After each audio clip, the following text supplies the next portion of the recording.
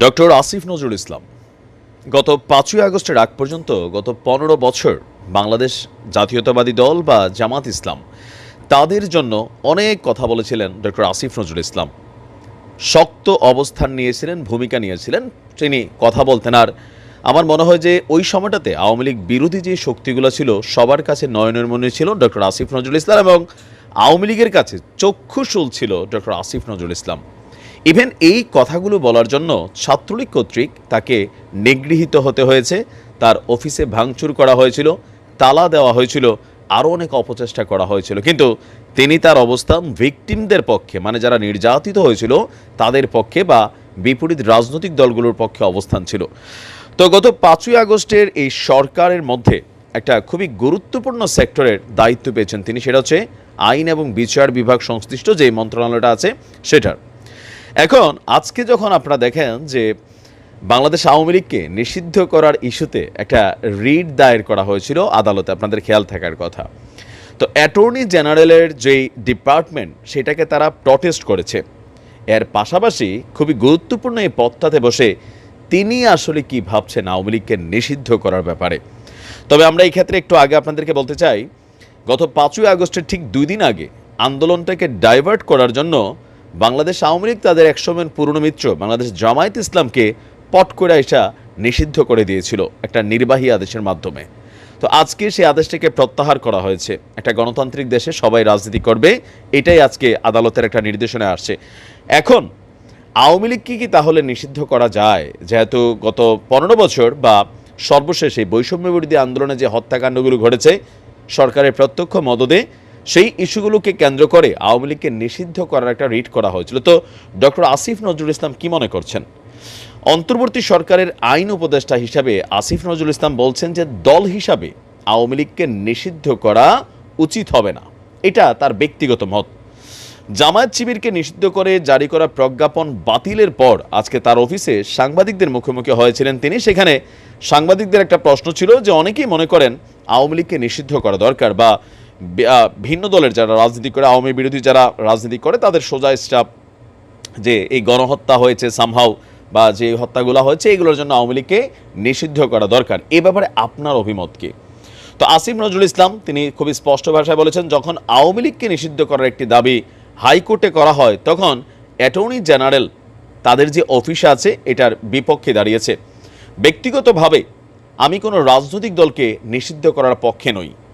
শক্তভাবে জঙ্গি তৎপরতা, রাষ্ট্রবিরোধী তৎপরতা থাকলে সেটি সততার সঙ্গে তদন্ত করে আপনার এটি করা যেতে পারে। সাধারণ নিয়ম হিসাবে সংবিধানে সংগঠন করার স্বাধীনতা আছে। তিনি বলছেন যে আওয়ামী লীগ বাংলাদেশের স্বাধীনতা সংগ্রামের নেতৃত্ব প্রদানকারী একটা দল। বিভিন্ন গণতান্ত্রিক সংগ্রামে এই দলটির অবদান ছিল। গত ১৫ বছরে তারা যা করেছে এটি তাদের অতীত ঐতিহ্যের সাথে যায় না। সেটি কথায় কথায় মুক্তিযুদ্ধের চেতনার কথা বললেও সেটার সাথেও যায় না। তারা বাংলাদেশের ইতিহাসে বর্বরতম এক ফেসিবাদ কায়েম করেছিল। এই কর্মকাণ্ডের জন্য ব্যক্তিগত দায় থাকতে পারে, নেতাদের সামষ্টিক দায় থাকতে পারে। তিনি ব্যক্তিগতভাবে বলছেন দল হিসাবে আওয়ামী লীগকে নিষিদ্ধ করা সমীচীন হবে না। তো অনেকেই বলছেন যে দল হিসেবে আওয়ামী লীগকে নিষিদ্ধ করার সুযোগ নেই। যেটা করা যেতে পারে, আওয়ামী লীগকে গত ১৫ বছর যারা কলুষিত করেছে, যারা রাষ্ট্র ক্ষমতাকে ব্যবহার করে আপনার অন্যায় করেছেন, ব্যাংক লুটপাট করেছেন বা বিভিন্ন জায়গায় আন্দোলনগুলোকে দমন নিপীড়ন, হেফাজত থেকে শুরু করে পিলখানা, শাপলা চত্বর যাই ঘটছে বাংলাদেশে বা লাস্ট এই বৈষম্য বিরোধী আন্দোলনে যারা প্রত্যক্ষ এবং পরোক্ষ মদত দিয়েছেন, প্রশাসন থেকে শুরু করে যেই জায়গাগুলোতে আওয়ামী লীগরা মানে ম্যানুপুলেট করেছিল, তাদের প্রত্যেককে আইনের আওতায় বা বিচারের আওতায় আনা উচিত। তবে দল হিসেবে আওয়ামী লীগকে নিষিদ্ধ করার মতন সুযোগ নেই। এখন ব্যক্তিগতভাবে আমারও যেটা বক্তব্য, বিএনপিকে নিশ্চিহ্ন করার জন্য অনেক চেষ্টা করেছে সরকার নানানভাবে, মানে নেতৃত্বটাতে পরিবর্তন আনার জন্য একটা প্ল্যান বিও কিন্তু তারা করার চেষ্টা করেছে। অপরদিকে জামাতের বিরুদ্ধে সরাসরি অ্যাকশন নিয়েছে, কিন্তু এটা টিকে নাই। তো আওয়ামী লীগের বিরুদ্ধেও যদি এখন কোনো নিষিদ্ধ রিট করা হয় এটাও কিন্তু ইন ফিউচার আইসা টিকবে না। জামাতের বিরুদ্ধে সরকার যে খড়গ চালাইছিল গত ১৫ বছর, আসলে কি জামাত তার শক্তি হারাইছে? নও। এই ঘটনাগুলোর ফলে জামাত তার শক্তি 10 গুণ বৃদ্ধি করতে পারছে, বিএনপি তার শক্তি 10 গুণ বৃদ্ধি করতে পারছে, তাই না? তো বাংলাদেশে এখনও লক্ষ লক্ষ সৎ ভালো পরিচ্ছন্ন আওয়ামী লীগের নেতাকর্মী আছে, কিন্তু ওই যে ক্ষমতার মধ্যে চেয়ারগুলোতে যারা বসেছিল, আপনারা যারা ফেসবুকে বিভিন্ন জায়গায় যাদের কথাবার্তা বলতে দেখছি, এলাকার চোর বাটপার বদমাইশ, ওই যে বঙ্গবন্ধু কোট লাগাইয়া সে আইসাবাই বিভিন্ন ধরনের কথা, বা মুরাদদের মতন আগে পিছনে এই বা বিচারপতি মানিকদের মতন মানুষগুলা তারাই কিন্তু সামনে আসছে। আর যারা প্রকৃত ভালো মানুষ এলাকার আওয়ামী লীগের নেতাকর্মী, তারা কোনো পোস্ট পায় নাই, পদবি পায় নাই। আওয়ামী লীগের 15 বছরের আমলে তারা নিজেরাই মামলা হামলা এলাকাতে অপমানিত লাঞ্ছিত হয়েছে, যার কারণে এই মানুষগুলা তারা তো আছে এখনো দেশে, একটা ফ্যান বেস আছে এখনো, তবে লুটেরাদের সংখ্যাটা সামনে চলে আসছিল।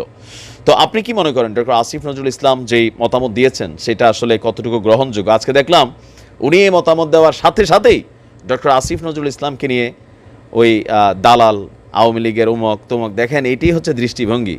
গত 15 বছর এই লোকগুলারে মানে আওয়ামী লীগ বলছে এক কথা, এখন আপনারা যারা আছেন তারাও কিন্তু বলা শুরু করছেন। ইভেন আমাদেরকেও, আমরা যখন গত 15 বছর, মানে আমি আমার জায়গা থেকে 5-7 বছর যতটুকু নিউজে কথা বলি, যতটুকু পারছি কথা বলছি, ভাল লাগছে, কিন্তু এখন যখন আবার একটু কথা 19 বিষয়, তখন মনে যে দালাল, এই দৃষ্টিভঙ্গিটা থেকে বের হতে হবে।